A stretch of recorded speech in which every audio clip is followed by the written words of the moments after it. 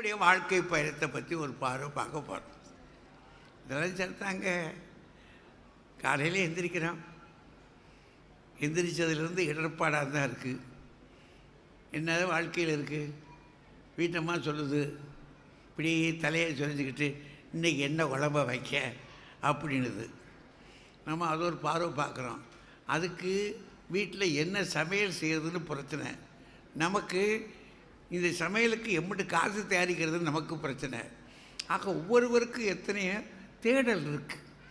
இந்த பயணத்தில், வாழ்க்கை பயணத்தில் தேடுறோம். அதை தேடுவது, இதை தேடுவது. பக்கத்தில் இருக்கிற பையன் எந்திரிச்சதும் இன்றைக்கி ஃபீஸ் கட்டணுன்றார். அவன் நம்மளை பார்த்து ஒரு பார்வை பார்த்தாப்பா ஃபீஸ். நான் சொல்கிறேம்மா, என்ன சொல்கிறான்? கெட்டும்டா. உங்கள் அம்மாவை கெட்டினதே எனக்கு இடர்பாடாக இருக்குடா. இப்போ நீ ஒன்றே வேற பெற்றுட்டேன்னா நான் கெட்டும்டா. அதுக்குள்ளே பொம்பளை பிள்ளை இருந்துச்சுன்னா, எப்பா இந்த பஸ்ஸுக்கு போகணுப்பா, நீங்கள் ஸ்கூல் ஃபீஸ் கட்டிட்டீங்கப்பா, பஸ்ஸுக்கு ஃபீஸ் கட்டணும்ப்பா. கெட்டுவோம். இப்படி வாழ்க்கை பயணத்தில் எதையாவது ஒன்று தேடிக்கிட்டே இருக்கும். நித்தம் இருக்கும்போதே ஒருத்தர் ஓடியாராரு அங்கேருந்து, சார் உங்கள் சொந்தக்காரர் இதுலேயே அடிபட்டு விழுந்து கிடக்காரான் அப்படின்றாரு. நேரடி அங்கே ஓட வேண்டியிருக்கு. அங்கே போனால் ஆஸ்பத்திரிக்கு போனால் இலவசமாக கொடுக்குறாங்க. எங்கே போனாலும் காசு வேண்டியிருக்குல்ல கையில். அந்த ஸ்ட்ரெச்சரில் வச்ச உடனே அந்த தொழிலாளி நம்ம முகத்தை ஒரு பார்வை பார்க்குறாரு. எதுக்காக பார்க்குறாரு? இவங்கிட்ட எவ்வளவு தேரும். ஆள் படுத்து கிடக்கு ஸ்ட்ரெச்சரில். அதை தூக்கிட்டு போகிற போதே அவர் நம்மளை பார்க்குறார், கூட வர்றவன் வந்தானே அப்படின்னு. அப்போ எங்கே போனாலும் தேவைப்படுது இல்லையா? பணம் தேவைப்படுது. வாழ்க்கையின் இளமையில் நம்ம அத்தனை பேருக்கும் பணம் வேண்டியிருக்கு. கொஞ்சம் நெஞ்சம் இல்லை, நம்ம நினைக்கிற மாதிரி இல்லை. 30 நாள் இருக்குன்றான். 30 நாளைக்கு 90 தடவை சாப்பிட வேண்டியிருக்கு. ஒரு நாளைக்கு 3 தடவை சாப்பிட்றோம்ல, அப்போ 90 தடவை சாப்பிட வேண்டியிருக்கு. நம்ம வீட்டு பயலுக்கு அது 10ன்றான். அவன் 120 தடவை நான் சாப்பிடுவேன்றான். அவனுக்கு இடையில டீ வேணும்.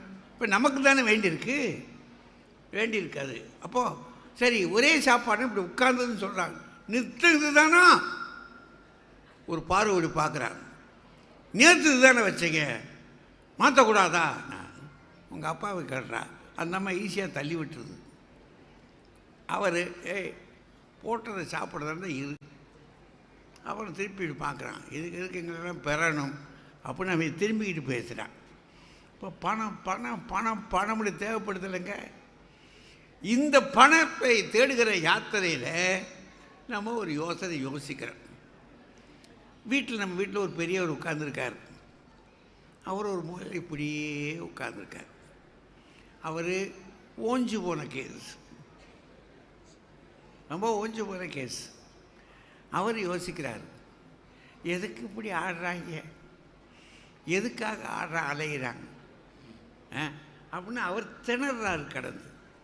கடைசி அவர் என்ன சொல்கிறாரு, டே இருக்கிறத வச்சுக்கிட்டு நடத்துங்கடா, ஏன்டா ஆடுறீங்க, ஆடுனவெல்லாம் அடங்கிட்டான்டா, நம்ம அடங்குங்கடா, கொஞ்சம் அமைதியாக இருங்கடா அப்படின்றாரு. இவர் சொல்கிறான், ஆமாம் நீ சொல்லுவ, நீ வாட்டுக்கு அமைதியான, உனக்கு இப்படி சாப்பாடு போட்டாலே போதும்ன்ற. இவன் பையன் சாப்பாடுனோடனே பெல்ட்டை கலட்டி விடுறான். 2 பக்கம் இருக்குல்ல, பெல்ட்டை கலட்டி விடுற பையனும் இருக்கான். நம்ம பெரியவங்க என்ன செய்கிறாங்க, ஐயா போதும் சாப்பிட்ட கொஞ்சம் சாப்பிட்டுட்டா அவர் சொல்கிறாரு, செமிக்க மாட்டேங்குது அப்படின்றாரு. என்ன செய்ய? அவர் என்ன சொல்கிறாரு, டே நிம்மதியாக இருங்கடான்றார். அப்படின்னா 2 கேள்வி நம்ம முன்னாடி நிற்குது. வாழ்க்கை பயணத்தில் உள்ளபடியே இந்த பயணம் நிதியை தேடியா இல்லை நிம்மதியை தேடியா? ஏன்னா நிதியை தேடி தொடங்குகிற நம்ம எல்லாரும் நிதியை தேடித்தான் ஆரம்பிக்கிறோம். உள்ளபடி நிதியை தேடத்தான் ஆரம்பிக்கிறோமா இல்லை நிம்மதியை தேடத்தான் ஆரம்பிக்கிறோமா? எது நல்லது இந்த பயணத்தில்? இதை பற்றிய ஒரு யோசனை. இந்த யோசனைக்கு ஒரு 6 அறிஞர்கள் வந்திருக்காங்க. நிதியை தேடித்தான் அப்படின்னு பேசுகிறதுக்கு இந்த பக்கம் இருக்கார் பாருங்கள், தம்பி ராஜ்குமார்.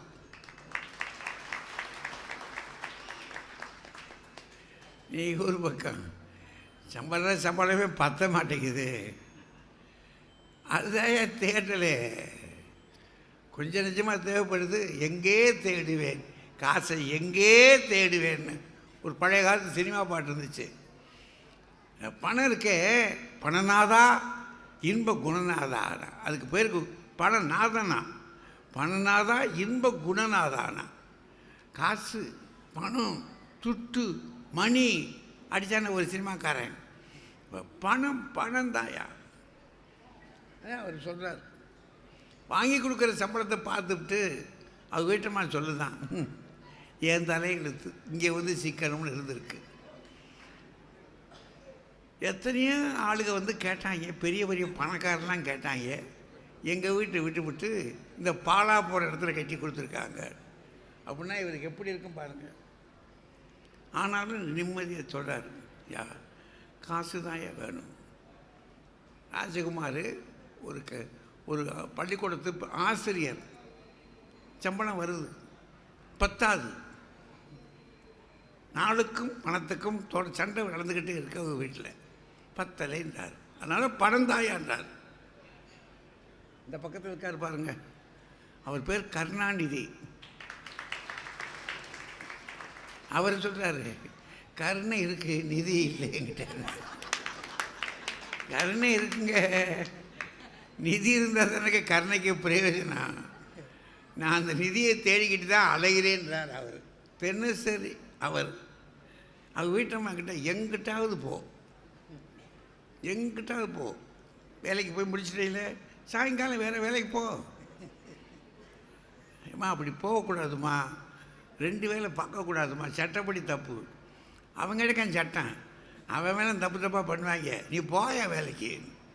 அவர் அந்த பக்கம் ராஜா இருக்கார் பாருங்க,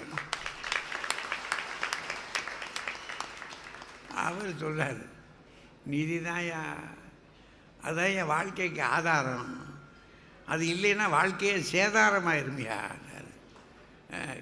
நகைக்கடைக்கு கூட்டிகிட்டு போயிட்டோன்னு நம்ம பொம்பளை பாருங்கள், பெரிய வீட்டிலனா ரொம்ப தத்துவம் பேசுவாங்க நம்ம தாய்மார். நகைக்கடைக்கு கூட்டிகிட்டு போயிட்டோம்னாக்கும் இந்த பச்சை புல்லை பார்க்கும் பாருங்கள், மிட்டாய் கடையை, அது மாதிரி ஓனா அதுக்கு பார்க்குற காட்சி கோலம் இருக்கே, நமக்கே கழுதை இம்பிட்டு வயசாகி இப்படி சின்ன பிள்ளையா இருக்காளே. அந்த நகைக்கடைக்குள்ளே அவளுடைய நினைவே மாறிடுதையா. ஜவுளிக்கடைக்குள்ளேயும் நகைக்கடைக்குள்ளேயும் போயாச்சு அப்படின்னா நம்ம தேவையில்லை. நம்ம கூட்டிகிட்டு போகிறோம்ல, அங்கே உட்காரி ஆண்டுறோம், நம்ம தேவையில்லை. அதுக்கு பிற்பாடு பார்த்தா அவங்க அங்கே பார்க்கவும், இது நல்லா இருக்குல்ல, இது நல்லா இருக்குல்ல, இது நல்லா இருக்குல்ல, அவங்க எல்லாம் நல்லா தான் இருக்குது, என் பையன் நல்லா இல்லையம்மா, நான் என்ன செய்வேன், நம்ம யோசிக்கிறோம்ல. அதனால் பணந்தாயா முக்கியம். அவர் ராஜா அதற்கான பயணந்தாயா வாழ்க்கையில் போகணும். எது இருந்தாலும் இல்லாவிட்டாலும் காசு இருந்தால் நமக்கு ஒரு மரியாதை. பெரியவங்க பெரிய வீட்டை அப்படி பார்த்தோன்னே, நேற்று தான் ஒரு வீட்டுக்கு போயிருந்தோம், அந்த உயரத்தை பார்த்தேன், பார்த்துட்டு அப்படி மிரண்டு போனேன். நல்ல வேளை எங்கள் வீட்டம்மாவை கூட்டிகிட்டு போகல. ஏன்னா என்ன செய்வாங்கன்னா, அந்த வீட்டு உயரத்தை பார்த்ததும் நம்மளும் ஒரு பார்வை பார்த்துட்டு, நீ இருக்கியே, அந்த உயரத்துக்கு நான் என்னையா செய்வேன், அந்த உயரத்தை பார்த்த உடனே நம்மளை பார்த்துட்டு ஒரு முறை முளைக்கிறாங்க. அதனால் பணம் தாயா வாழ்க்கை. அதனால் இந்த வாழ்க்கை பயணம் இருக்கே, அது நிதியை தேடி. இந்த 3 பேர் இந்த பக்கத்தில் இந்த பக்கத்தில் இருக்கார் பாருங்க, இவர் ஹரிகோபாலன் பேர். ஒரு சிறப்பு சொல்லணும், என்னுடைய மாணாக்கர் அவர். ஆங்கிலத்துறையில் ரொம்ப தெளிவாக படித்தவர். நான் தமிழாசிரியர். ஆனால் என்னுடைய தமிழ் அவருக்கு ரொம்ப பிடிச்சிருக்கு. அந்த காலத்தில் வந்து படிச்சுட்டு போயிட்டும் அவர் என்னோட கூட என் பிள்ளை மாதிரி வந்துட்டார். அவர் சாதாரண ஆளில் ஒரு 4-5 நிறுவனங்களுக்கு பெரிய தலைவர். 4-5 நிறுவனங்களுக்கு தலைவர்.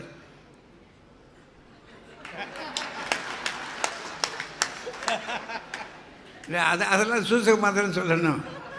நிறுவனங்களுக்கு தலைவர்.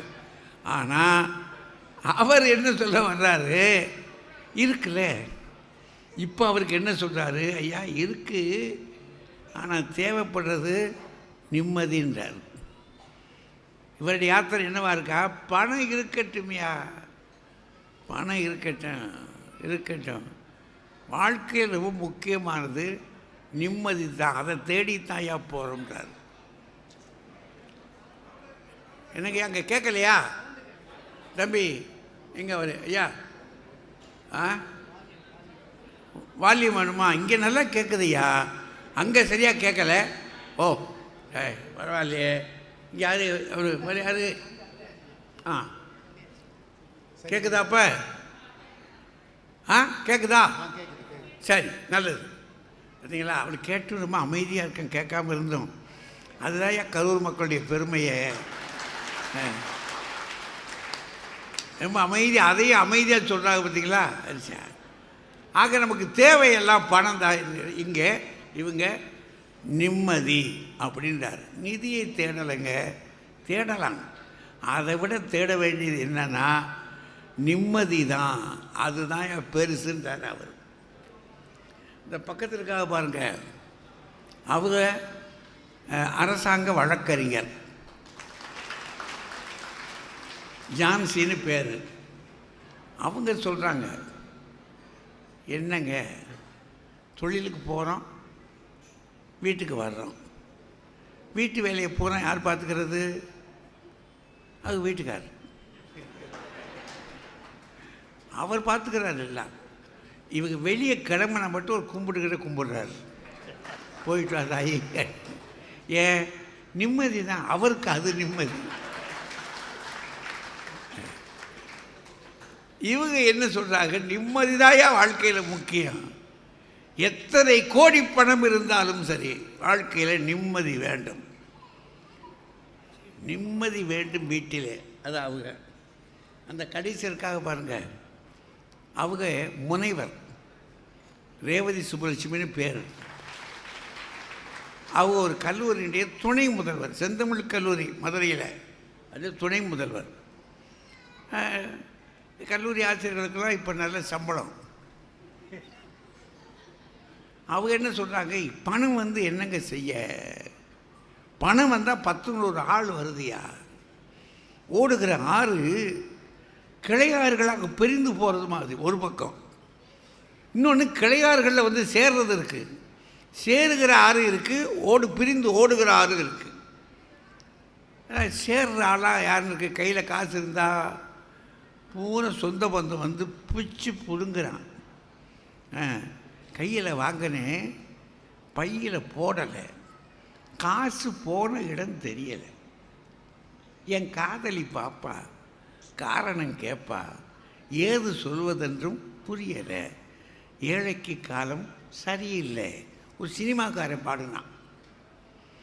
ஒரு சினிமாக்காரன் பாட்டுங்கிறது அந்த காலத்தில்.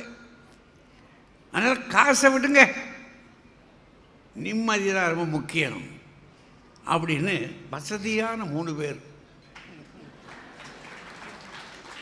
அது வச்சிருக்கவங்க சொல்கிறாங்கன்றதுக்காக சொல்கிறேன். அவங்க பணம் இருக்கின்றதுக்காக நான் பொறாமப்பட்டு பேசலை. பணத்தை தேடி விட்டவர்கள் அதற்கு பிறகு சொல்கிறாங்க, பணம் இருக்கியா, நிம்மதி வேணும் அப்படின்றாங்க. இவங்கக்கிட்ட பணம் இல்லைன்னு சொல்லலை நான், பணம் இருக்குது ஓரளவுக்கு. ஏன்னா எல்லாம் வேலை பார்க்குறாளுங்க. ஏன்னா அவங்க வேலை பார்க்குறப்ப நான்லாம் ரிட்டையர்டு கேஸியா, ஓய்வு.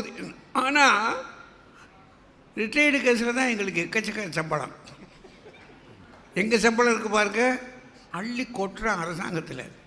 அரசாங்கம் இந்த இதை நிறுத்திடலாம் அப்படின்னு சொல்லி ஒரு சட்டம் போட்டால் பார்த்தீங்களா? அது காரணம் இதுதான்.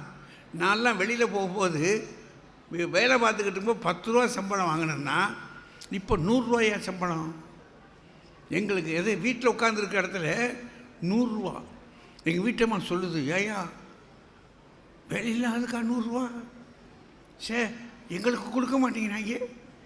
ஏன் நானும் வேலை இல்லாமல் தானே இருக்கேன், நீ வேலை இல்லாமல் தானே இருக்கேன்னு. பணம்யா, இவங்ககிட்ட பணம் இருக்குது, ஆனால் அவ்வளவா இல்லை. இருக்கு ஆனால் இல்லை, அப்படி வர்றாங்க. அதனால் இவங்க என்ன சொல்கிறாங்கன்னா, நிதியை தேடித்தான் ஓடுகிறோம்ன்றாங்க, இவங்க நிம்மதியை தேடித்தான் ஓடுகிறோம்ன்றாங்க. நீங்கள் எதை தேடி இங்கே வந்திருக்கிறீங்கன்னு எனக்கு தெரியாது. ஏன்னா நீங்கள் ஏதோ ஒன்று தேடி, சரி அங்கே போய் நிதி கிடைக்குமா நிம்மதி கிடைக்குமா என்ன தானே சொல்ல போகிறாங்க பார்ப்போம் அப்படின்னு ஒரு மேடை பேச்சை கேட்பதற்கு கரூர் மக்கள் காட்டியிருக்கிற ஆர்வம் இருக்கு பாருங்கள். எத்தனையா கூட்டம்! இது ஒன்றும் அரசியல் கட்சி இல்லை, ஒரு இலக்கிய கூட்டம். இந்த இலக்கிய கூட்டத்துக்கு இவ்வளவாக நேரத்தையும் செலவிட்டு மக்கள் வந்திருக்காங்கன்னா, உங்களுக்கு நூலகம் வைத்திருப்பதும் புத்தக காட்சிகள் வைத்திருப்பதும் மிகச்சால பொருத்தம். நீங்கள் ஞானத்தை பெறுவதற்கு தகுதியானவர்கள் என்று கூறி இப்போது அரங்க அவங்க கையில் கொடுக்குறேன். உள்ளபடியே நம்முடைய வாழ்க்கை, இந்த வாழ்க்கை பயணம் நிதியை தேடியா நிம்மதியை தேடியா? நிதியை தேடித்தான் என்று சொல்ல வருகிறார் ராஜ்குமார் அவர்கள். வாங்க. சரியாச்சு.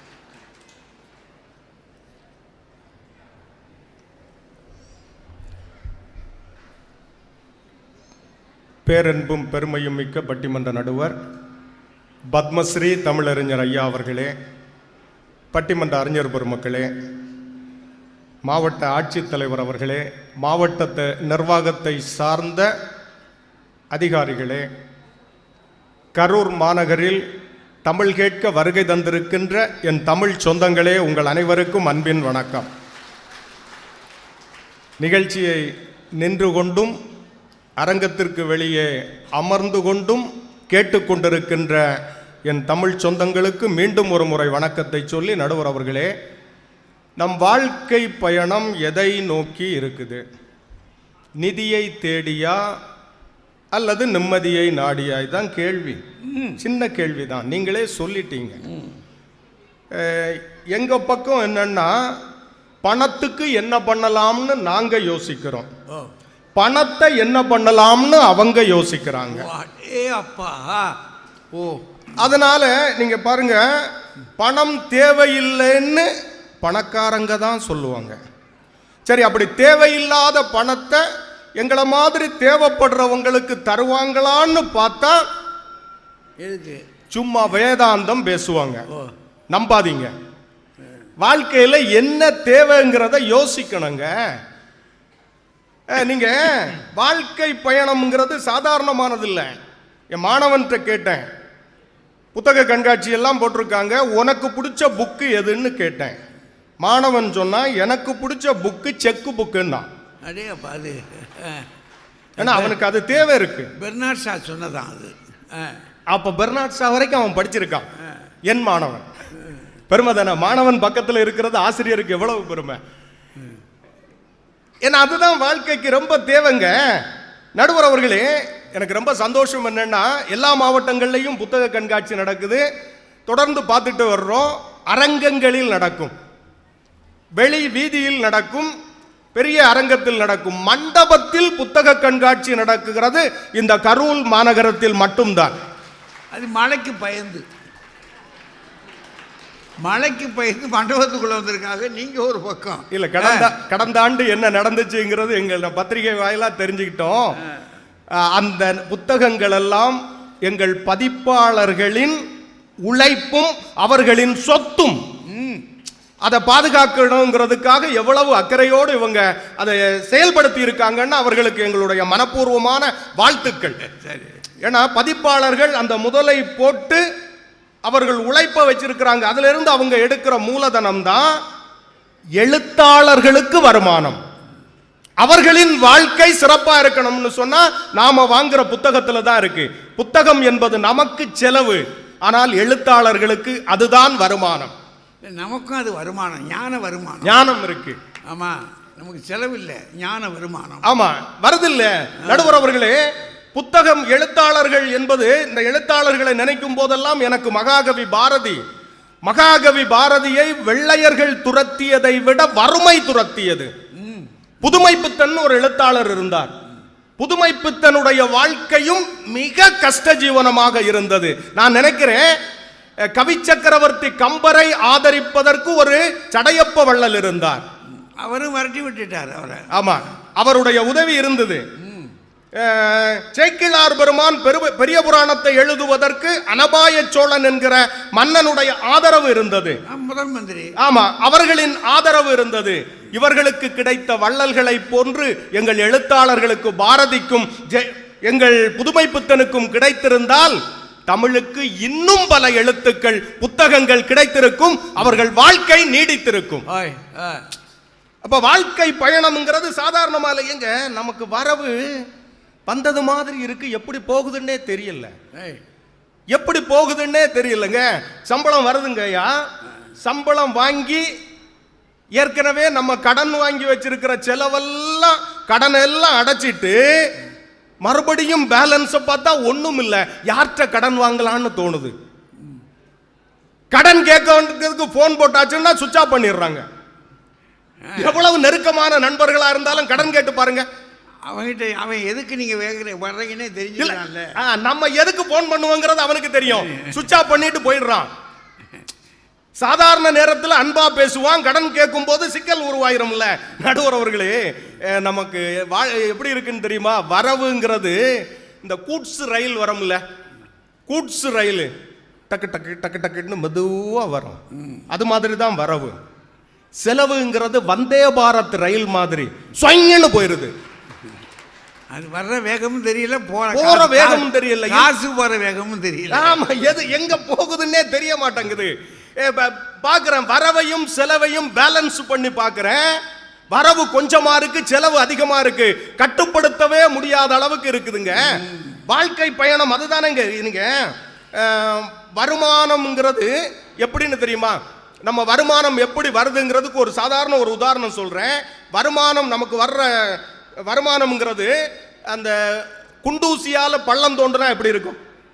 குண்டூசியால பள்ளம் தோண்டினா உடனே பள்ளம் தோண்டிடவா முடியும்? கொஞ்சம் கொஞ்சமா தோண்டுவோம். அது மாதிரி தான் வருமானம் வர்றது. ஆனா செலவுங்கிறது குண்டூசியால பலூனை உடைக்கிறது மாதிரி புசுக்குன்னு போயிருது. இல்ல, சமாளிக்கவே முடியலங்க. என்ன ஒன்று யோசிச்சு பார்க்குறேன். வாழ்க்கை பயணத்திற்கும் வாகன பயணத்திற்கும் ஒரு ஒற்றுமை உண்டுங்க. வாகன பயணம், வாகனம் ஓட்டும் போது ஸ்டீரிங் இருக்குல்ல, அந்த பேலன்ஸ் சரியா இருக்கணும். பாதையில் பேலன்ஸ் சரியா இருந்தா வாகனம் சரியா போகும், தடுமாறாது சரியா போகும். வாகன பயணத்திற்கு பேலன்ஸ் சரியா இருக்கிறது மாதிரி வாழ்க்கை பயணத்திற்கு பேங்க் பேலன்ஸ் சரியா இருக்கணும். அப்படி பேங்க் பேலன்ஸ் சரியா இருந்தா வாழ்க்கை தடமாறாம போகும். அதை தான் அங்க சொல்ல வர்றோம். நடுவர் அவர்களே, இப்ப தீபாவளி வருது. சொல்லாதீங்கயா, நமக்கு பக்குன்னு இருக்குல்ல. நீங்க வேற வீடுகளை தூண்டி விடுறது எல்லாருக்குமே தெரியும் இல்ல. இப்ப வீட்டில் இருக்கிறவங்க எல்லாம் இது பண்றாங்க, என்ன சேலை வாங்கலாம், என்ன நகை வாங்கலாம், என்னென்னலாம் வாங்கலாம்னு யோசிப்பாங்க. நம்ம என்ன பண்ணோம்? யார்கிட்ட கடன் வாங்கலாம், யாரை தேடி போறது, அந்த மாதிரி தானே யோசிக்கிற நீள் இருக்கு. நடுவர் அவர்களே, இந்த நிம்மதின்னு சொல்றாங்கல்ல, இந்த நிம்மதிங்கிற வார்த்தையை பாருங்க. அந்த வார்த்தைக்குள்ளேயே நிம்மதின்னு எழுதி பாருங்க. முதல் எழுத்து நீ, கடைசி எழுத்து தீ, ரெண்டையும் சேர்த்து பாருங்க, நிதின்னு வரும். நிதி இருந்தால் மட்டும்தான் வாழ்க்கை நிம்மதியாக இருக்குங்க. நம்ம வருமானம் தடைபட்டுன்னு வச்சுக்கோங்க, வாழ்க்கை தடுமாறுறோம், ஒரு பதட்டம் வந்துருங்க. அடிப்படை தேவைகளை நிறைவேற்றுவதற்கு பணம் தேவை. இப்ப நீங்க ஆதி காலத்து மனிதன் இருக்கான்ல, அவன் பாரு, ஒரு இடத்துல இருக்கிறவன் அந்த இடத்துல இருந்து அவன் பயணத்தை தொடங்கினது எதுக்கு? உணவை தேடி பயணம் பண்ணான்.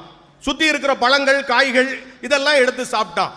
அது சரியா வராத உடனே விவசாயம் பண்ண ஆரம்பிச்சான். அப்ப ஆதி மனிதனின் வாழ்க்கை பயணம் உணவை தேடி இருந்தது.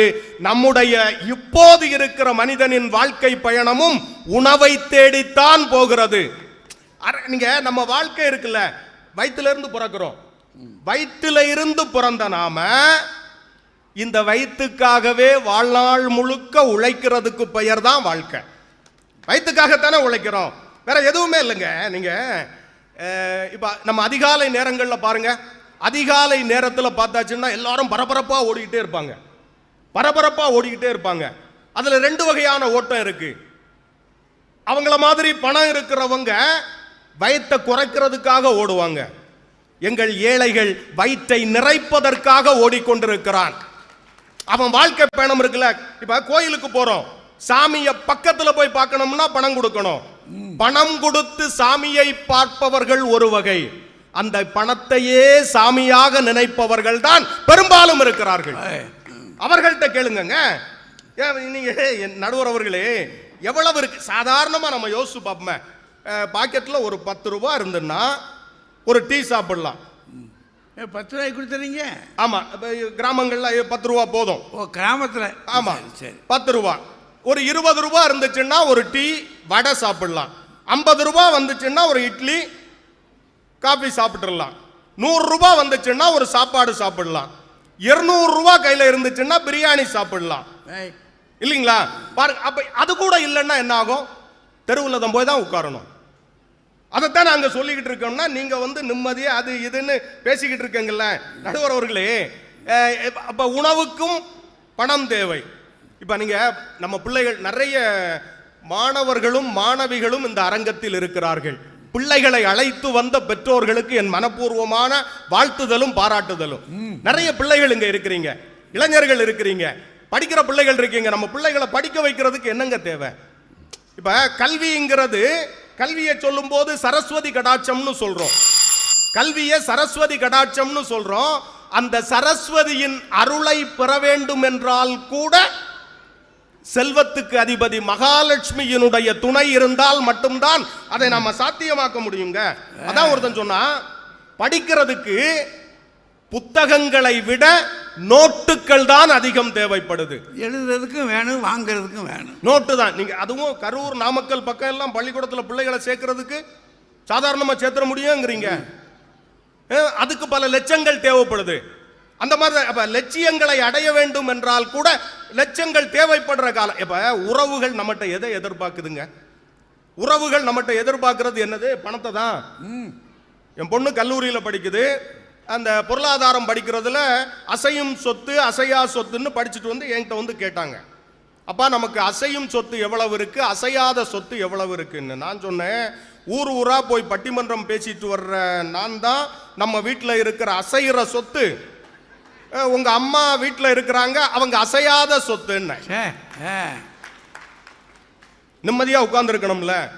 அதுக்கு என் பொண்ணு கேக்குது, அப்ப எதுவுமே சேர்த்து வைக்கலையா, வெறும் வாயால தான் வடை சுடுறீங்களா, நீங்க அப்பா இல்ல வெறும் டப்பான்னுது.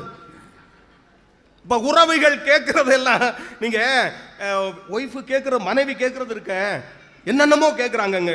நான் எங்கள் ஒய்ஃபு கேட்டாங்க, அம்மா எனக்கு பிறந்த நாள் வருது, இந்த பிறந்த நாளுக்கு நீங்கள் என்ன வாங்கி தருவீங்கன்னு. நான் சொன்னேன், ஒரு 5 பவுனுக்கு சங்கிலி. 5 பவுனுக்கா அத்தான்? இல்லை 2 பவுனுக்காவது ஒரு நெக்லஸ். ஓ அப்படியா, வாங்கித்தாங்க. அதெல்லாம் வாங்கி தரலான்னு நினைக்கிறேன். அன்பை தர்றேன், பாசத்தை தர்றேன், உனக்கு நிம்மதியை தர்றேன், போங்கத்தான், நீங்க எப்பவுமே இப்படித்தான். அப்ப அவங்க அதை ஒத்துக்கிறதே இல்லைங்க. இப்ப நடுவர் அவர்களே, நான் இப்படி சொல்லி நிறைவு பண்றேன். இப்போ ஒரு நாட்டினுடைய வளம் எதுல நிறைவு பெறுதுன்னா பொருள் வளத்தை பொறுத்து தான் இருக்குது. உலக அரங்கில் ஒரு நாடு கௌரவமா இருக்கணும்னு சொன்னா பொருளாதார வளம் சரியா இருக்கணும். இலக்கியத்திலிருந்து ஒரு செய்தி சொல்றேன். ஔவையார், தமிழ் கிழவி ஔவையார் சோழ மன்னனுடைய முடிசூட்டு விழாவுக்கு போறாங்க. முடிசூட்டு விழாவுக்கு போகும்போது மன்னனை வாழ்த்துற ஒரே ஒரு வார்த்தையால வாழ்த்தினாங்க. எல்லாரும் எவ்வளவோ சொல்லி வாழ்த்தினாங்க. ஔவையார் ஒரே ஒரு வார்த்தை தான், வரப்புயர அப்படின்னு சொல்லிட்டு உட்கார்ந்துட்டாங்க. வரப்புயர ஒருத்தருக்குமே விளங்கல்ல. இதை ஒரு மன்னனை வாழ்த்த சொன்னா இப்படியா வாழ்த்துறதுன்னு, இதுக்கு விளக்கம் சொல்லுங்கன்னு கேட்கும்போது ஔவையார் அதை விளக்கமா சொல்றாங்க.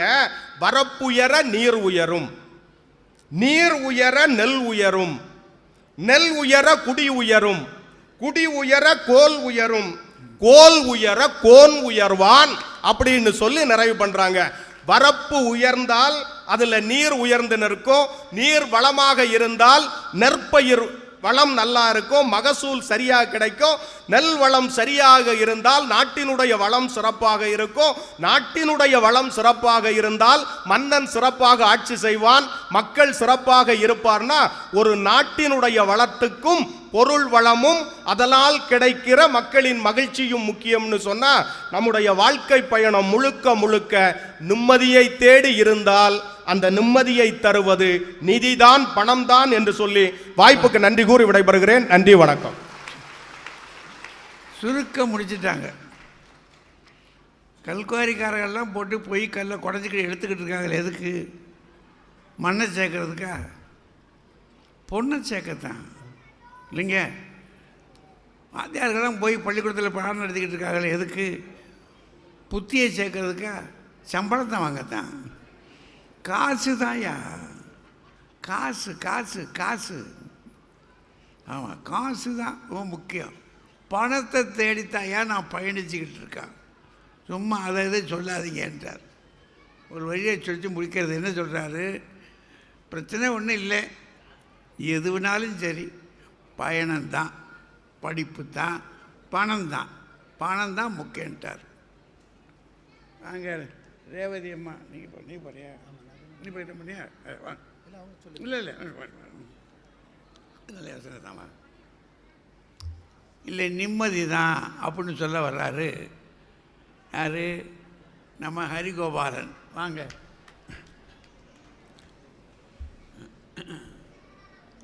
பத்மஸ்ரீ, கலைமாமணி, பட்டிமன்ற கதாநாயகர், எப்படி கதாநாயகன், பேராசிரியர் ஐயா அவர்களே, அன்புக்குரிய பட்டிமன்ற அறிஞர் பெருமக்களே, இவ்வளவு சிறப்பாக ஆர்வத்தோடு ஈடுபாட்டோடு வந்து அமர்ந்து பார்த்து ரசித்து கொண்டிருக்கின்ற கரூர் பெருமக்களே, மாவட்ட நிர்வாகமே, மாணவ செல்வங்களே, அனைவரையும் பணிந்து வணங்குகின்றேன். ஐயா, ராஜ்குமார் வந்து இவ்வளவு பரிதாபமாக மாறுவாருன்னு நான் நினைக்கவே இல்லை. காசில் தான். ஆமாம், இந்த சப்ஜெக்ட் வந்த உடனே அவர் இப்படி போயிட்டாரே பாவம். ஆமாம், எங்கேயாவது செக் புக்கு கிடைக்குமான்னு தேடுறாரு. இல்லாத ஆள் மாதிரியா இருக்காரு. அது மட்டும் இல்லை, அப்படியே தமிழ் புத்தகம், தமிழின் சிறப்பு, பல்வேறு நல்ல சிறப்பான செய்திகள், சேக்கிழார் என்றாரு, கம்பர் என்றாரு, கேட்க நல்லா இருந்தது. ஆனால் கடைசியில் டக்குன்னு என்ன அடிக்கிறாரு அப்படின்னு சொன்னால், லோன் வாங்கணுன்றாரு. லோன் வாங்கணுன்றாரு. கொஞ்சம் ஜாக்கிரதையா இருங்க. சகோதரர் உங்ககிட்ட லோன் கேட்டாலும் கேட்பாரு. ஏன்னா நோக்கம் என்னன்னு நமக்கு தெரியுது. அவரை பொறுத்த வரைக்கும் இன்றைய நமது பயணம் அப்படிங்கிறது வெறும் துட்டு மட்டும்தான் அப்படின்னு அவர் நினைக்கிறார். என்ன வாழ்க்கைங்கிறது வந்து இட்லி, டீ, தோசை, சாப்பாடு இதுக்குள்ளேயே அடைக்கிடலாம் அப்படின்னு அவர் நினைக்கிறார். வாழ்க்கை என்பது உணவு மட்டும் அல்ல, இன்னும் ஏராளமான அங்கங்களை கொண்டது வாழ்க்கை. உறவை பற்றி பேசலாமே. பாசத்துக்கு என்ன விலை? அதானே. நட்பு அப்படின்னு ஒண்ணு இல்லை. தியாகத்தை பத்தி நினைச்சு பார்க்க வேண்டாமா? வீரதீரம்னு ஒண்ணு இல்லையா? இரக்கம் இல்லையா? ஈகை இல்லையா? மொத்தத்தையும் விட்டாரு. அதெல்லாம் அவருக்கு தேவையில்லை. ஆமா, இதுல 1 லட்சம் ரூபாய் சம்பளம் வாங்குறாரு. வாங்கிட்டு அரசு பள்ளி மேல்நிலை ஆசிரியர் பிஜி வாங்கிட்டு கடன் வாங்குறேன்றாரு. பயமா இருக்கு. நம்ப முடியுமாங்க? என்ன இதுல திடீர்னு இன்னொரு கதையும் சொல்றாரு. டப்பான்றாரு. நீ அப்பா இல்ல, டப்பாவா? டப்பா அப்படின்றார். உண்மையிலே சொல்ல போனா என் அன்பு சகோதரர் ராஜ்குமார் அவர்களுக்கு உடனடியாக நிம்மதி தேவைப்படுகிறது. பாவம், இப்படி ஒரு அப்பாவை டப்பான்னு சொன்னா எங்க இருந்து போறது நிம்மதிக்கு? அதுக்கு எந்த டாக்டர்கிட்ட கூட்டு போறது? இந்த மாதிரி கதையெல்லாம் கரூர்ல வந்து சொல்லக்கூடாது. 2000 ஆண்டுகளுக்கு முன்னாகவே மாணிக்கத்தை வைத்து நகை செய்வதற்கு ரோமாபுரியிலிருந்து தங்கத்தை இறக்குமதி செய்த நகரம் கரூர். ஆமா.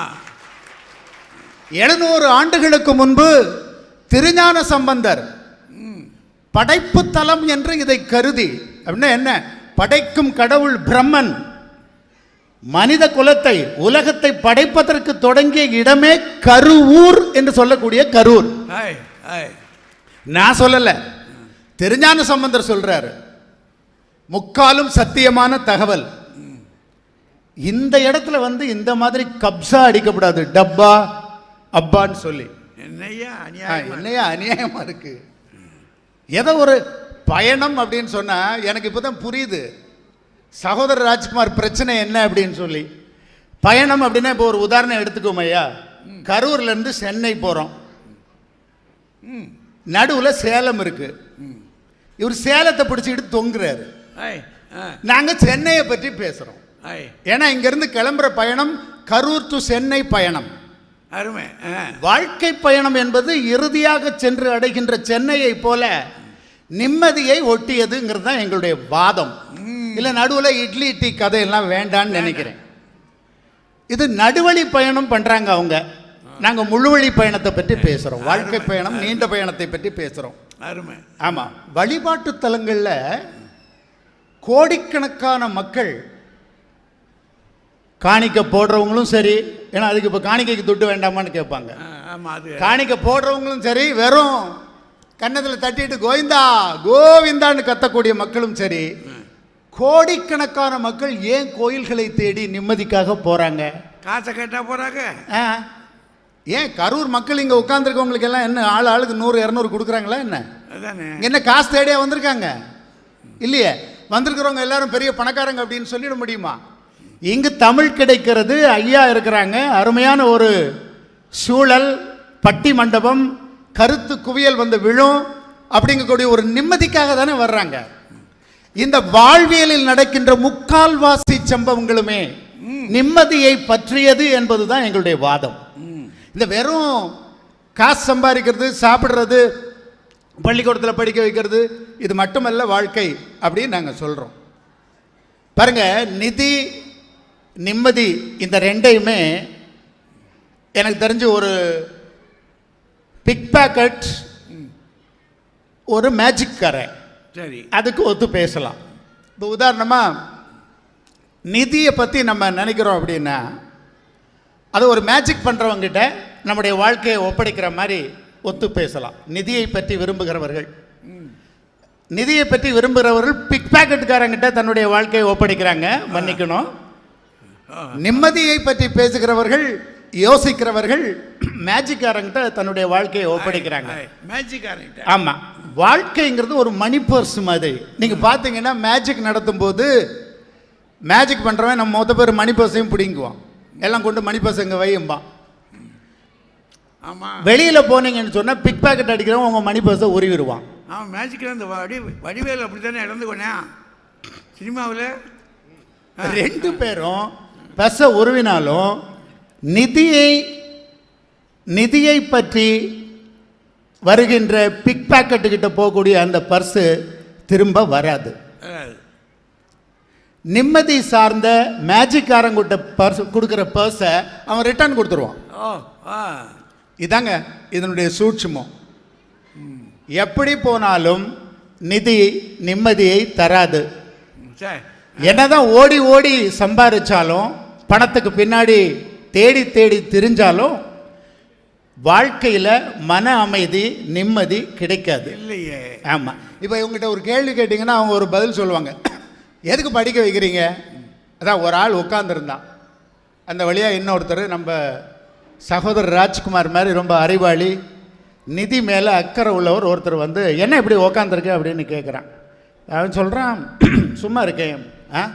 இவ்வளோ பெரிய நிலத்தை வச்சுட்டு ஏன் சும்மா உக்காந்துருக்க, ஏன் கேட்குறேன்றான். நான் இதை பயிர் போட்டு பிரமாதப்படுத்தி காசு வருமானம் வர்றதுக்கு வழி பண்ணிடுவேன் அப்படின்றான். அப்புறம் உடனே ஒரு நல்ல பொண்ணை பார்த்து கல்யாணம் பண்ணிக்குவேன். அப்புறம் 2 குழந்தைங்களை பெற்றுக்குவேன். அப்புறம் 2 மாடு பசும் வாங்கிக்குவேன். அப்புறம் அப்புறம் என்ன நிம்மதியாக உக்காந்துருப்பேன் அப்படின்னு இவன் சொன்னேன். அதை தாண்டா பண்ணினுக்கிறேன் அப்படின்னு. அதாண்டா நான் பண்ணிக்கிட்டு இருக்கேன். எனக்கு தேவை நிம்மதி, இப்படி கிடந்து சாவணும்னு அவசியம் இல்லை அப்படின்னு அவன் சொன்னான். ஐயா, பணத்தை தேடிய பல 100 1000 பேருடைய கதி தேவைக்கு பணம் வேண்டும் என்பதை நாங்கள் மறுக்கல. பணம் தேவைக்கு வேணும், ஏன்னா பணம் இல்லாமல் வாழ முடியாது. ஆனால் ஒரு தேவையை தாண்டிய பிறகு பணத்தை நோக்கி போகக்கூடியவங்க, இந்த கஃபே காஃபி டே சித்தார்த்தை பற்றி நீங்கள் கேள்விப்பட்டிருப்பீங்க. வெறும் 30,000 ரூபாய் ஷேர்லேருந்து ஆரம்பித்தவன் 30,000 கோடி வரைக்கும் வளர்ந்து அவன் சம்பாதிச்சது எல்லாம் வெறும் பொறாமை, பகை, நிம்மதி இல்லாமல். அதான் சொல்லுவானே, பாய் விரித்து படுப்பவரும் வாய் திறந்து தூங்குகிறார், பஞ்சனையில் நான் படுத்தும் நெஞ்சிலோர் அமைதி இல்லை அப்படின்னு சொல்லி. அது மட்டும் இல்லை, பணம் பண்ணணுங்கிற எண்ணம் உள்ள மக்களாக மட்டும் இருந்தால் ஈஷா மையம், சாய்பாபா கோயில், மாதா கோயில், தியான மடங்கள், தங்க கோயில்கள், பாபா குகை, கிரிவலம், மெக்கா, மெதீனா, வேளாங்கண்ணி, திருப்பதி, எதுக்கு போறாங்க? எதுக்கு இப்படி லட்சக்கணக்கான மக்கள் அங்கெல்லாம் போய் திரண்டு கிடக்குறாங்க? கூட்டம் குறைய காணோமே. ஐயா 50,000 ரூபாய் டிக்கெட். அதுக்கு காசு நல்ல காரியம் பண்ணாது, கண்மூடி தூங்க கருணை காட்டாது. ஆமா ஆமா, களவு கொலை உண்டாக்கும், நிம்மதியா வாழ விடாது, காசை மட்டும் எண்ணுவது. நம்ம புத்தக திருவிழாவில் பேசுறோம், புத்தகத்தை பத்தி இவ்வளவு பாராட்டுறோம். சமய நூல்கள் நம்ம நிம்மதியை நோக்கித்தான் எடுத்து செல்கின்றன என்பதை அனைவரும் ஒத்துக்கொள்வார்கள். இலக்கியம் என்ன பண்ணுது? என்ன இலக்கியம் தருகிறது? கடைசியில் வீடு பேரு நிம்மதிங்கிறதெல்லாம் போய் நிற்கும் இலக்கியம். நம்ம வாழ்க்கை இவ்வளோ என்ன, நம்ம வாழ்க்கையை சொல்லி முடிச்சிடுறேன். இளமையில் 1000 கனவுகளோட நம்ம வாழ்க்கையை நம்ம தொடங்குறோம். அப்புறம் என்ன பண்ணுறோம்? கல்யாணம் பண்ணுறோம். அப்போ தான் கனவு கலையுது. அடுத்து பொருளாசை வருது. இந்த சொல்கிறாரே டப்பா குப்பான்னு, அந்த மாதிரி பொருளாசை நமக்கு வர ஆரம்பிக்குது. பொருள் என்ன பண்ணுது? அது ஓரிடம் தனிலே நிலை இல்லாத உலகினிலே உருண்டோடிடும் பணங்காசனும் உருவமான பொருளே. ஒரு இடத்துல அது பிடிச்சி நிப்பாட்ட முடியாது. அப்படித்தான் இருக்குது. ஆமா, நிதி வழி பயணம் ஆழமான பொறாமை, போட்டி, பகை நிறைந்த ஆபத்தான நதிவழி பயணம். அந்த நீச்சல்ல யாரும் மீண்டு வர முடியாது. அது மட்டும் இல்லை, இதை தாண்டி முதுமையில் போகும்போது மரியாதை கிடையாது. வீட்டில் யாருக்கு வீட்டில் முதுமையில் மரியாதை இருக்கு? அப்போ பெத்த பிள்ளை மதிக்க மாட்டேங்கிறான். ஏன் பெத்தனாலும் கேட்குறான். அப்போ என்ன ஆகிறோம் ஐயா? கடைசியில் வாழ்க்கை பயணத்தின், இன்றைய வாழ்க்கை பயணத்தின் இறுதியில் யார் எப்படி போனாலும் எங்கே நிம்மதி, எங்கே நிம்மதி, அங்கே எனக்கு ஒரு இடம் வேண்டும் அப்படின்னு தான் நம்ம வாழ்க்கையை நம்ம முடிக்க போகிறோங்கிறத முத்தாய்ப்பாக சொல்லி நடுவர் அவர்கள் நல்ல தீர்ப்பை வழங்க வேண்டும் என்று வேண்டி கேட்டுக்கொண்டு அமைகின்றேன். அருமை அருமை அருமையா. நீ என்ன நீங்கள் போனாலும் சரி, அவர் தெளிவாக அடிச்சிட்டாரு. நம்ம சமயங்கள்லாம் கடைசியாக என்ன நமக்கு சொல்லித்தருது, நம்ம இலக்கியங்களில் என்ன படிச்சிருக்கிறோம், சினிமாவில் என்னென்ன பாட்டு கடைசியாக மடிக்கிறான், கடைசி முடிவு என்ன? எங்கே நிம்மதி, எங்கே நிம்மதி, அங்கே எனக்கோர் இடம் வேண்டும். இவ்வளோதான் என் சுருக்கம். எத்தனை காழி கையில் காசு இருந்தாலும் பிரயோஜனம் இல்லை அப்படின்னு காசை சேர்த்த பிறகு சொல்கிறார்.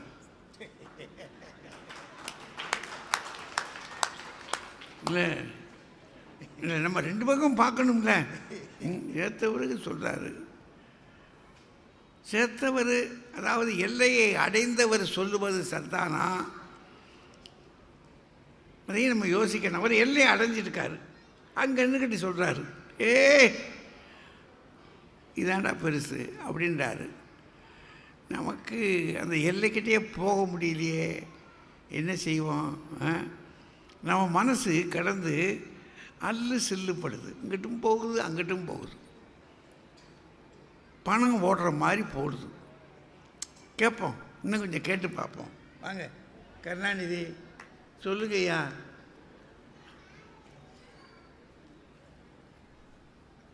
சமாளிச்சிட்டேன்.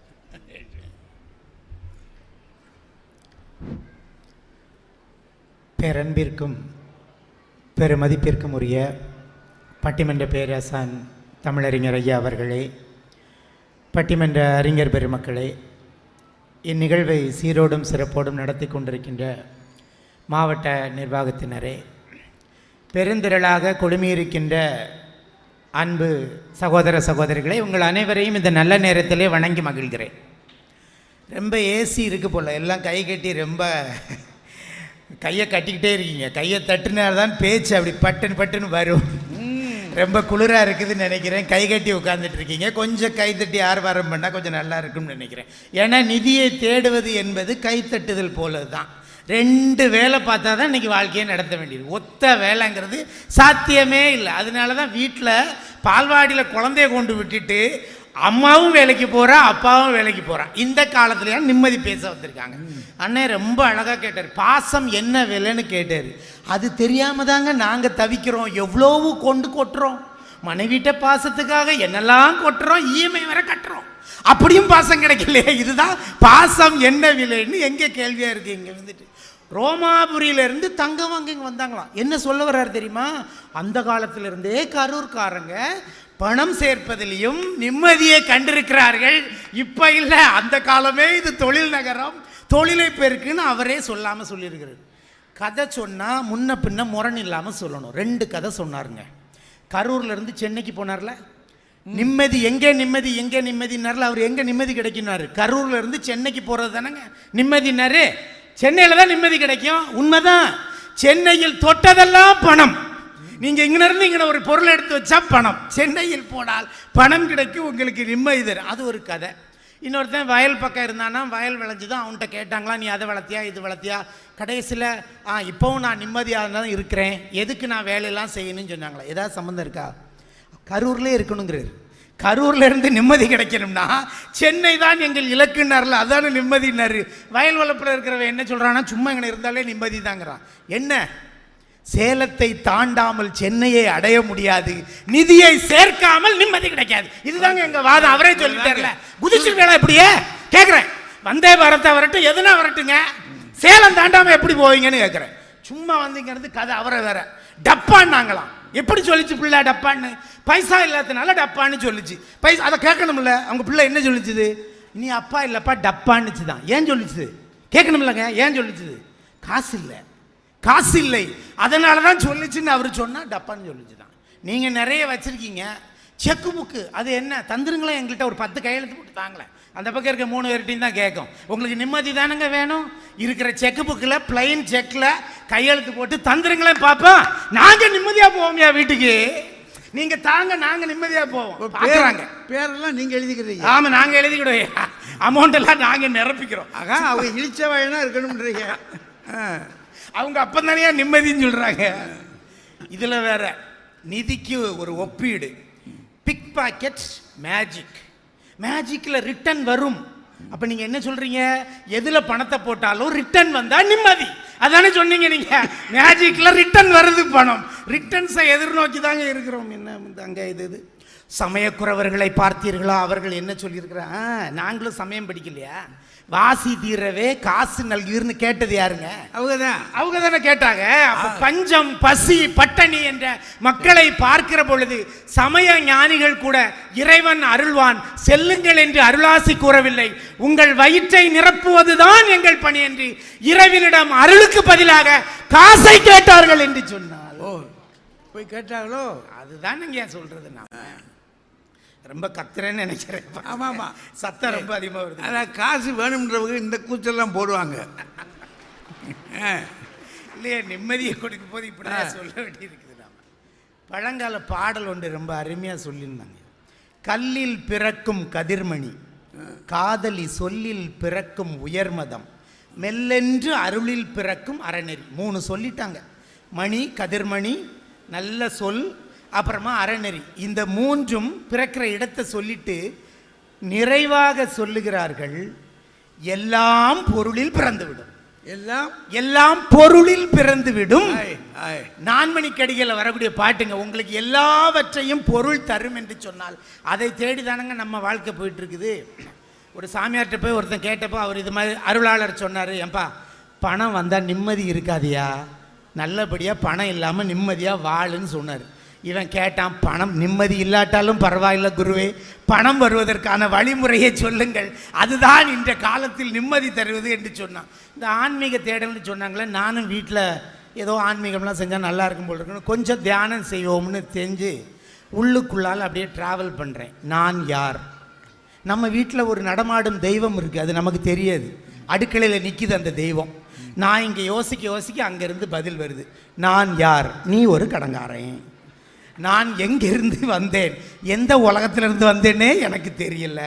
நான் ஏன் வந்தேன், என் வாழ்க்கையை பாழாக்கிறதுக்குன்னு வந்து சேர்ந்துருக்கேன்.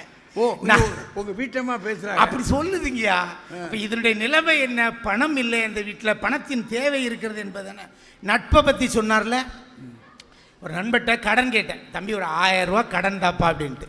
அவன் சொல்கிறான், கடன் அன்பை முறிக்குமியா, அன்பை முறிக்கும். கடன் அன்பை முறிக்காது, திருப்ப கேட்டேன்னா தான் அன்பு முறியும், அது வரைக்கும் அன்பு முறியாது என்று இந்த காலம் இப்படி தான் போய்கொண்டிருக்கிறது நடுவர்களே. ஒரு மருத்துவம் இன்னைக்கு எவ்வளோ பெரிய செலவுங்க.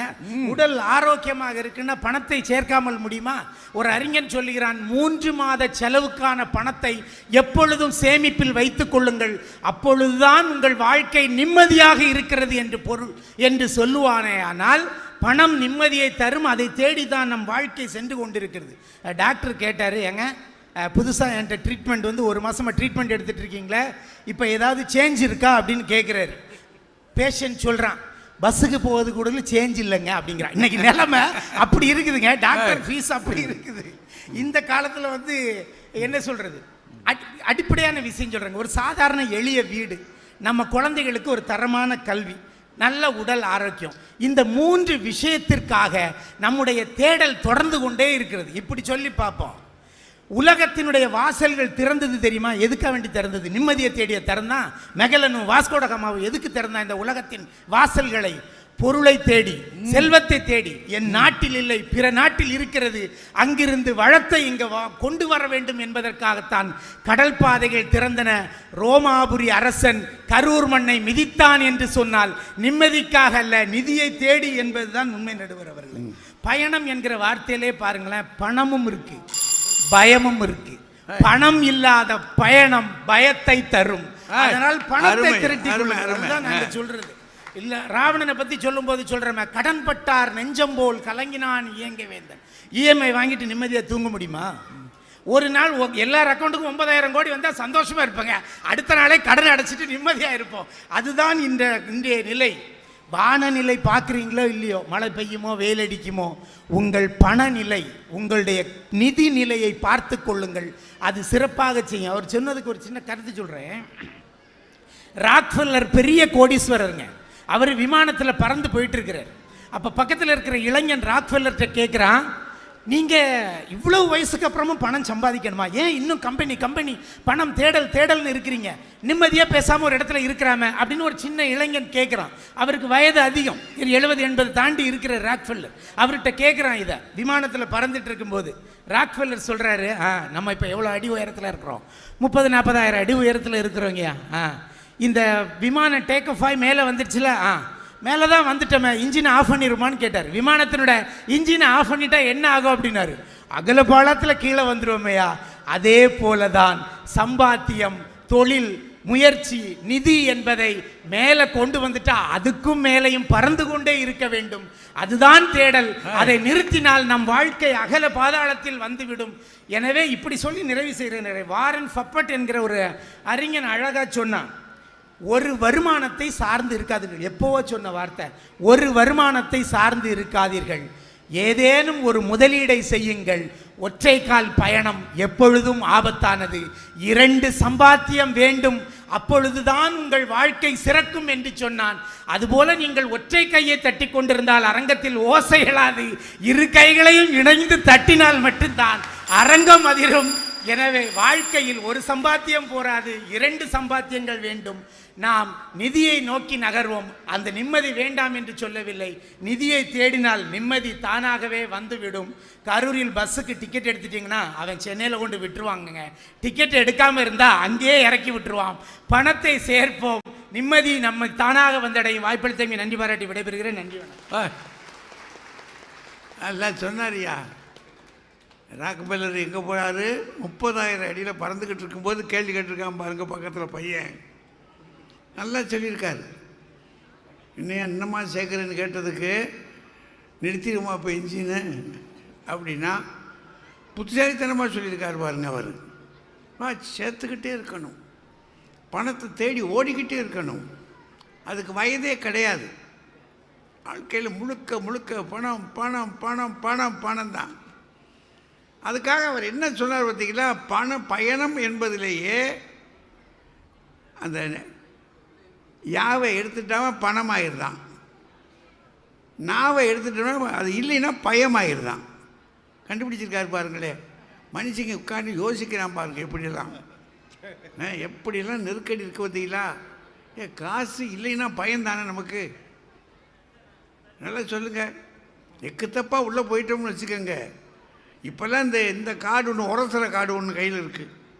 இந்த உரசர கார்டு இல்லாத காலத்தில் ஹோட்டலுக்குள்ளே போய் சாப்பிட உட்காந்துட்டோம்னு வச்சுக்கோங்க, அதுக்கு எதுக்கு எம்பிட்டு பில்லு போடுறான்னு சொல்லி தெரியல. கேட்குறான் அவங்ககிட்ட, ஐயோ இது எவ்வளவு அப்படின்றான். அவன் நம்ம உக்கரையே பார்க்குறான், நீலாம் ஏன்னா இங்கே சாப்பிட வந்த, எவ்வளவுன்னு கேட்டுட்டு சாப்பிட்றவனாக இருந்தால். நம்ம வீட்டு பொம்பளையில் கூட்டிகிட்டு போனால் அது என்ன செய்யுதுங்க, ரொம்ப முக்கியமாக, ஓ எவ்வளவுன்னு கேளியா, எவ்வளோன்னு கேளு, கண்டேத்தம் வாங்கி தொலையாத அப்படின்னு அது சொல்லுது. பணம் ரொம்ப தேவையா, அது இல்லைன்னா பயமையான்றார். எல்லாம் கண்டுபிடிச்சிருக்காரு ஆள். இப்போ தான் நமக்கு பண தேவை தெரியுது. வாஸ்தவம் தான். புஸ்தக கடைக்கிட்ட உள்ளே போன உடனே பார்த்தபடி பார்த்துட்டு இதை வாங்கலாமா அதை வாங்கலாமா அப்படின்னு நினைக்கிற போதே இதை வாங்கலாமா, இங்கே தட்டி பார்க்குறோம், அங்கே ஒன்றும் இல்லை, அப்புறம் எதை வாங்கிறது? பணம் வேணும் அதுக்கும். நிம்மதி. பார்ப்போம். ஏம்மா டாக்டர் வக்கீலம்மா வாங்க. நீங்கள் கொஞ்சம் இடையில நல்லா வரும்போது ஒரு கைதட்டு. ஐயா பாருங்கள், ஐயா அவங்க எவ்வளோ பெரிய தொழிலாளி முதலாளி, எப்படி பாருங்களேன், அவங்க பெரிய விஷயம் அது. மதிப்பிற்கும் போற்றுதலுக்கும் உரிய நடுவர் அவர்களே, இங்கு வீட்டிற்கும் சான்றோர்களே ஆண்டோர்களே முதற்கண் என் வணக்கத்தை தெரிவித்துக் கொள்கின்றேன். நடுவர் அவர்களே, எனக்கு முன்னால் பேசிய கருணாநிதி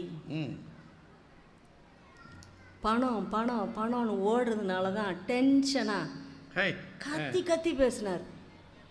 டென்ஷனாக கத்தி கத்தி பேசினார். போகிற போக்கில் எங்களை பார்த்து நீங்கள் பிளாங்க் செக் கொடுக்க முடியுமா? பணம் பணம்னு ஓடுறவங்க எண்ணமெல்லாம் இப்படித்தாங்க இருக்கும்.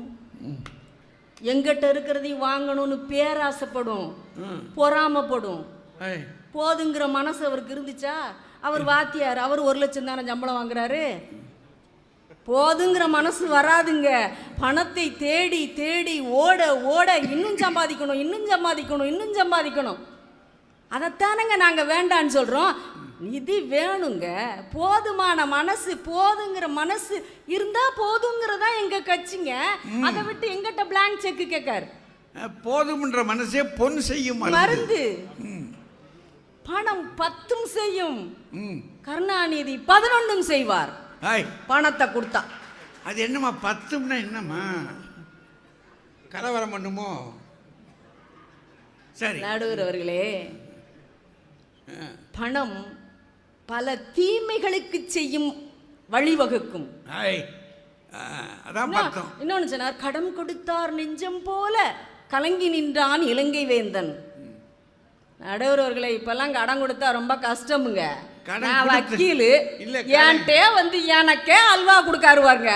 கடன் கொடுத்துட்டு கடன் வாங்கினவன்ட்ட வாங்க முடியாம கோர்ட்டுக்கும் அங்கிட்டும் அலையிற அல்லாடல் போடுற எத்தனை பேர் இருக்காங்க. இங்க வந்து கடன் கொடுத்தான் நெஞ்சம் போல கலங்கி நின்றான் இலங்கை வேந்தன். கடன் வாங்கறது இல்ல, கடன் கொடுத்தவன் தான் திண்டாட்டங்க. அதுதான் நீங்க ரொம்ப சம்பாத்தியம் பண்ணாதீங்க, நிம்மதியா வீட்டில் கஞ்சை குடிச்சிட்டு படுத்துருங்கயா, போதுங்க. அதைத்தான் நாங்க சொல்ல வந்திருக்கோம். நாங்க கஞ்சை குடிக்க நீங்க அல்வா வச்சு சாப்பிட நல்லா இருக்கா? ஏமா இதுல வேற எனக்கு அவர் அணித்தலைவரும் வந்து நிம்மதி, முதல் எழுத்து எடுத்துக்கொள்ளுங்கள், கடைசி எழுத்து எடுத்துக்கொள்ளுங்கள், நிதி, கருணாநிதி அவர் பேர்லேயும் நிதி கடைசி 2 எழுத்து எடுத்துக்கொள்ளுங்கள். 2 எழுத்து மட்டும் எடுத்துக்கிடுவோம். ஒரு தராசுங்க. நிம்மதியை ஒரு பக்கமும் நிதியை ஒரு பக்கமும் வைப்போம். எந்த தராசு கீழே இறங்கும்? காசு நிறையா இருந்தால் தாம்மா இறங்கும். எது காசு நிறைய இருந்தா இறங்க? இன்னொன்று சொல்கிறேனே, கருணாநிதி அவர் பேரில் நிதி இருக்கு. அவரை ஒரு அந்த நிதிங்கிற இதை ஒரு இடத்துலையும் கருணா என்றால் கருணை அன்புள்ளம் கொண்டவர், அத ஒரு தட்டுல வைங்க. எது சார் வெயிட்டா இருக்கும்? அதுதாங்க நிம்மதி. அதுதான் நிம்மதி. அதுல அடுத்து அவர் அணி தலைவர், அவர் நல்ல எப்பயுமே நல்லா பேசுவார். கமலஹாசன் மாதிரி வந்து ஜிங் ஜாங்னு அழகாக நின்றுக்கிட்டு அப்படி ஒரு லுக் விட்டு பேசிட்டு ரொம்ப அழகாக கைத்தட்டலாம் வாங்கிட்டு போனார். அவர் நிம்மதியாக இருக்காரமா, பேசாம அவெல்லாம் சொல்லாதீங்க. அதுல லட்சியமுடைய லட்சியங்கள் தேவை. கரூரில் தானே கல்வி நிறுவனங்கள் அத்தனை இருக்கு. நடுவர்களே, மேடையிலே நான் உங்களுக்கு இப்போ சான்று கொடுக்குறேன். நீங்கள் ஒரு பிள்ளைக்கு வந்து அரசு உயர்நிலை பள்ளியில் மேல்நிலை பள்ளியில் படித்த ஒரு மாணவிக்கு ஆங்கிலத்தில் முதல் மதிப்பெண் பெற்றதற்காக நீங்கள் பரிசு வழங்கினீர்கள். அது என்ன காசு கொடுத்தா? அரசு உயர்நிலை பள்ளியில் படித்த மாணவிங்க. நான் வழங்கலம்மா, நான் எடுத்து கொடுத்தேன், அவ்வளோதான். உங்க பொற்களங்களால் வாங்குறதுங்கிறது எங்களுக்கெல்லாம் பெரிய சந்தோஷம் இல்லையா? என்ன இவர் வந்து பேசிக்கிட்டு இருக்காரு. அதுல வேற இன்னொன்று சொன்னாரு, எழுத்தாளர்களுக்கு வருமானம் எழுத்துத்தானே உண்மை, யார் இல்லைன்னா அது நமக்கு செலவு அல்லவா? இங்க புத்தக கண்காட்சிக்கே வந்து ஒன்றும் வாங்காம போங்கன்னு சொல்லிட்டு போய்கிட்டு இருக்காருங்க அவரு. என்னங்க சொல்றீங்க? அதாவது நடுவர்களே, புத்தகம் நல்ல நூல்களை வாசிக்க வாசிக்க நிம்மதிகள் கிடைக்கும், உன் சிந்தனைகள் பெருகும். அதனாலதான் நூல்களை வாங்குங்க, நூல்களை வாசியுங்கள். அது உணர்வோடு கலந்து உங்கள் சிந்தனைகளை தெளிவுபடுத்தும். சில புத்தகங்களை வாசிப்போம், சில புத்தகங்களை சுவைப்போம். உடலுக்கு எப்படி உடற்பயிற்சி தேவையோ அதுபோல மனசுக்கு பயிற்சி கொடுப்பது வாசிப்பு என்ற புத்தகம் தானே. அதான் மகாத்மா காந்தியிடம் போய் கேட்குறாங்க, உங்கள்கிட்ட 1 கோடி கொடுத்தா என்ன செய்வீங்க? ராஜ்குமார்னா நான் பேங்க்ல ஃபிக்ஸட் போடுவேன், வட்டிக்கு விடுவேன், பிளாங்க் செக் வாங்குவேன் பாரு. ஆனால் மகாத்மா காந்தி அப்படி சொல்லவில்லை. 1 கோடி ரூபாய் எனக்கு கிடைத்தால் நான் நல்ல நூலகம் அமைப்பேன் என்று சொன்னாரே. ஏன் தெரியுமா? வருங்கால சந்ததிகள் நூலை வாசியுங்கள், அதன் மூலம் உங்கள் சிந்தையை தெளிவுபடுத்துங்கள், நிம்மதி கிடைக்கும் என்று சொன்னார். இதுதான் உண்மை. படிக்கணும்னு சொல்றாரு, வாசிங்க. ஏன் பகத்சிங்கை எடுத்துக்கொள்ளுங்கள். தேச விடுதலைக்காக உயிர் நீத்த பகத்சிங் தூக்கிலிடப்படுவதற்கு முன்பு கூட நூலை வாசித்துக் கொண்டு இருந்தார் என்றால் அவருக்கு கிடைத்தது நிம்மதி. அவர் என்ன யார் நிதி கொண்டாயான்னு கேட்டுக்கிட்டு இருந்தாரு. ஏன் பேரறிஞர் அண்ணாவை எடுத்துக்கொள்ளுங்கள். அவருக்கு ஆபரேஷன் தியேட்டருக்கு போனுங்க, அப்பயும் ஒரு நூலை தாங்க வாசிச்சுக்கிட்டு இருந்தாரு. வேற எந்த சிந்தனையும் அவருக்கு இல்லை. புத்தக திருவிழாவில் வந்து பணம் பேசி அறுவை சிகிச்சை ஒரு நாள் ஒத்தி வைக்கலாமா? இந்த புத்தகத்தை நான் படிச்சு முடிச்சுக்கிறேன்னு சொன்னாரு. பாத்தீங்களா? அந்த இடத்துல அவர் பயப்படல. அவர் மத்த பணத்தை பத்தி யோசிக்கலங்க. அந்த நூலை வாசிக்கணும். அதுதாங்க சிந்தனை, அதுதான் நிம்மதி தருவது. அதைத்தான் நிம்மதி தருவது. நல்ல கவிதைகளை வாசியுங்கள். அழகான பொருட்கள் எல்லாம் உன்னை நினைவுபடுத்துகின்றன. உன்னை நினைவுபடுத்துகின்ற எல்லாமே அழகாகத்தான் இருக்கின்றன என்றான் ஒரு கவிஞன். உங்களை நினைவுபடுத்திக்கிட்டே இருக்கக்கூடியது, புத்துணர்ச்சி வைத்துக்கொண்டே இருக்கக்கூடியது புத்தகங்கள், வாசிப்பு தான். நல்லா ஞாபகம் வச்சுக்கோங்க. புத்தகங்களை தேடி ஓடுங்கள். நிம்மதி வேணும்னா புத்தகம் தான். இதுல வேற அடுத்து அவர் சொன்னாரு, வரப்புயர நீர் உயரும், நீர் உயர நெல் உயரும். அவ்வை பிராட்டியார், நான் அவ்வை பாட்டின்னு தான் சொல்லுவேன். சொன்னாங்க, எனக்கும் தெரியும். நாங்க சின்ன பிள்ளைங்க படிச்சிருக்கோம். ஏமா அவ கூழுக்கும் பாடுவா, காசுக்கும் பாடுவா, தெருவா தெரிஞ்ச ஆளு. ஏங்க, முதல்ல நீங்க இயற்கையை பார்த்து ரசிக்க கற்றுக்கொள்ளுங்கள், நிம்மதி கிடைக்கும். இன்னைக்கு காலையிலங்க நான் எந்திரிச்சு எங்கள் ரூம்ல இருந்து ஜன்னலை விரிச்சு நான் பார்க்கும்போது அப்படியே கிழக்கிருந்து சூரியன் அழகா வந்துகிட்டு இருக்கிறாரு. ஒரு பெரிய மரம், அது சிகப்பு நிறங்களால் பூத்து குலுக்குகின்ற ஒரு மரம். அதுல வந்து 2 ஜோடி புறாக்கள் உட்கார்ந்து அப்படியே அழகா வச்சு பேசிக்கிட்டு இருந்துச்சு பாருங்க. அதுல கிடைச்ச நிம்மதி எதுலையுமே கிடைக்கலங்க, சந்தோஷமா இருந்துச்சுங்க. உங்க வீட்டுக்காரர் நினைச்சதே இல்ல, அவர் தான் வீட்டுல நிம்மதியா இருக்காருல்ல. ஏன்னா எனக்கும் அவருக்கு நல்ல புரிதல் இருக்கு. இந்த ஜோடி புறாக்கள் நடுவர்களே, அவர் என் மனசு இங்க இருக்குன்னா அவர் மனசு அங்க இருக்கு. எங்க ரெண்டு பேத்துக்குள்ள இருக்கக்கூடிய புரிதல் தான் நிம்மதியை கொடுக்குமே ஒழிய எங்களிடம் இருக்கக்கூடிய கோடிகள் நிம்மதியை கொடுக்காது. பொய் சொல்லாதீங்கம்மா. எனக்கு தெரியுது நீங்க சொல்ற காட்சியை பார்த்தாலே அது இன்னைக்கு காலையில் வெளியூர்ல இருக்காங்க, வெளியூருக்கு வந்துட்டாங்க, அங்க இருந்துகிட்டு இந்த காட்சியை பார்த்துருவாங்கன்னா புறாவை பார்த்தவுடன் என் கணவரின் நினைப்பு தான். அதுதாங்க ரசிப்பு, அதுதாங்க நிம்மதி. திருமூலர் அழகாக சொல்லுவார். ஐயா, ஒரே ஒரு நிகழ்ச்சி. திருமூலர் அழகாக சொல்லுவார், யாவருக்குமாம் இறைவனுக்கு ஒரு பச்சிலை, யாவருக்குமாம் உண்ணும் போது ஒரு பிடி அரிசி, யாவருக்குமாம் பசியிருக்கு ஒரு கைப்பிடி புல், யாவருக்குமாம் பிறருக்கு ஒரு இன்னுரை போதுமே என்று சொன்னானே திருமூரர். ஏன் நீ மத்தவங்கிட்ட அன்பா ஆறுதலா அவருடைய கையை பற்றி ஒரு பேசுங்கள், அது போதும் நிம்மதியை கொடுக்கும். அந்த நிம்மதி எங்கு கிடைக்கும் தெரியுமா? நல்ல நண்பர்களிடம் கிடைக்கும், நல்ல நட்பிடம் கிடைக்கும். நீங்க மனசு விட்டு யார்கிட்ட பேசுவீங்க? பணம் பணம் பணம் ஓடிக்கிட்டு இருக்க டாடா பிர்லாத்தியா போய் பேசுவீங்க? இல்லைங்க, உங்க பக்கத்து வீட்டில் இருக்க உங்களுடைய பாலிய சிநேகிதர் அல்லது போன்ல உங்களுடைய தோழியரிடம் பேசுவீங்க. ஏமா இன்னைக்கு இது நடந்துச்சு அப்படின்னு சொல்லும் போது கிடைக்கக்கூடிய நிம்மதி இருக்கிறதே அது வேற லெவல். அவங்கிட்ட போனவே 50 ரூபா கடன் கேட்கிறாமா. நடுவர்களே, நட்புக்குள் அதாவது பணம் பேசாது, மனம் மட்டும்தான் பேசும். அதுதான் நிம்மதியை கொடுக்கும், அதுதான் நிம்மதியை கொடுக்கும். நடுவர்களே, உறவுகளிடம் நீங்கள் நிம்மதியை தேடி போங்கள். உறவுகளிடம் ஒரு வயசான ஒரு தாத்தா இருக்காரு, வீட்டில் அவர் கரடு முரடான ஆளு, பணம் சம்பாத்தியம் பண்ணவர் தான். ஆனால் அவர் கட்டில் படுத்திருக்காரு. அவருடைய பேத்தி தத்தி தத்தி 1 வயசு புள்ள போய் அவர் மேலே ஏறி தத்தா தத்தா தத்தான்னு சொல்லிட்டு அவர் மேலே ஏறி உட்கார்ந்துக்கிட்டு அவர் நெஞ்சில் ஏறி மிதிக்கும் போது அவருடைய மீசையை பிடிச்சி ஆட்டும் போது அவர் என்ன பெத்த ஆத்தா அப்படின்னு சொல்லி அவ காலை எடுத்து மூஞ்சில வச்சு ஒரு முத்தம் கொடுப்பாரு. அதுல கிடைக்கக்கூடிய நிம்மதி உங்க நிதியில கிடைக்குமாங்க? கையா அடுத்த வருஷம் பேத்தியா எங்க வீட்டு கிழமை சொல்றேன், உங்க அப்பன் கொண்டது மாதிரி நீ வேற போட்டு குதிக்க. நடுவர்களே, நீ வியாபாரத்திற்காக அங்கங்க சென்று கொண்டு ஹோட்டல்ல 5 ஸ்டார் ஹோட்டல்ல சாப்பிட்டு வருவாங்க. வீட்டுக்கு வரும்போது மனைவிக்கு ஒரு கால் பண்ணுவாங்க, ஏமா ஐஸ் பிரியாணி ரெடி பண்ணி வை. ஐஸ் பிரியாணி என்னன்னு தெரியுமா? பழைய சோறுங்க. அந்த பழைய சோத்தை அதை சொல்லிட்டே வர்றாரு. உடனே என் வீட்டுக்காருக்கு பழைய சோறு மட்டும் பிடிக்காது, இளம் தயிரும் அதோடு சேர்த்து, அதாவது மிளகாயும் இருங்க நடுவர்களே, ஒரு மிளகாயும் வெங்காயமும் நல்லெண்ணெயில சேர்த்து வதக்கி கருவாட்டையும் சேர்த்து வதக்கி கிண்ணத்துல வச்சு கொடுத்தா அவர் அருமையா சாப்பிடுவாரே அப்படின்னு ரெடி பண்ணி வீட்டில் வச்சிருப்பாங்க பாருங்க. அந்த அம்மா வந்த உடனே கொடுத்த உடனே ஐஸ் பிரியாணியும் அமிர்தமாக தின்று விட்டு நிம்மதியா அப்பாடா அப்படின்னு உட்காருவாரே. கோடி கோடியாக நீங்க சம்பாதித்தாலும் வீட்டில் கிடைக்கக்கூடிய ஐஸ் பிரியாணிக்கு தான் நிம்மதி கிடைக்கும் என்பதுதான் எங்களுடைய வாதம். ஒரே ஒரு செய்தி நடுவர்களே, ஒரே ஒரு செய்தி. பெருந்தலைவர் காமராஜரை எடுத்துக்கொள்ளுங்கள், ஏபிஜே அப்துல் கலாமை எடுத்துக்கொள்ளுங்கள், நோபல் பரிசு பெற்ற அன்னை தெரசாவை எடுத்துக்கொள்ளுங்கள். இன்றும் நாம் அவர்களை நினைத்துக் கொண்டிருக்கின்றோம். இவர்கள் மூவரை போல நிதி நிதி என்று சேர்த்து பணமாவா சேர்த்து வைத்திருந்தார்கள். அவர்களை மட்டும் நாம் ஏன் இன்றும் பேசிக்கொண்டு இருக்கிறோம்?